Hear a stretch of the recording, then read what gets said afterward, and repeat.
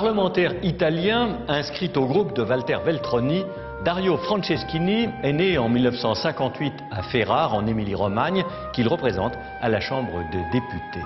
Mais cet avocat de formation, originaire de l'une des cités les plus mystérieuses de la péninsule, où naquirent aussi l'écrivain Giorgio Bassani et le cinéaste Michelangelo Antonioni, se révèle dans le même temps comme un romancier véritable, avec dans les veines ce fleuve d'argent, traduit en français dans l'excellente collection italienne des éditions de l'Arpenteur chez Gallimard. Pietro Bottardi, écrit superbement Franceschini, avait toujours confondu le silence avec le froid et la nuit.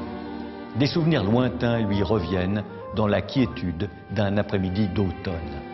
Massimo Civolani, un camarade de classe qui, 42 ans plus tôt, lui avait posé une question à laquelle il n'avait pas répondu. « Je dois le retrouver », explique Pietro à son épouse Maria, et le voici parti chez leur vieux maître, le professeur Miraglia, en son appartement envahi par les livres.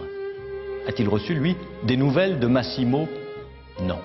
Mais par un autre ancien élève, Scabbia, peut-être peut-on remonter jusqu'à lui.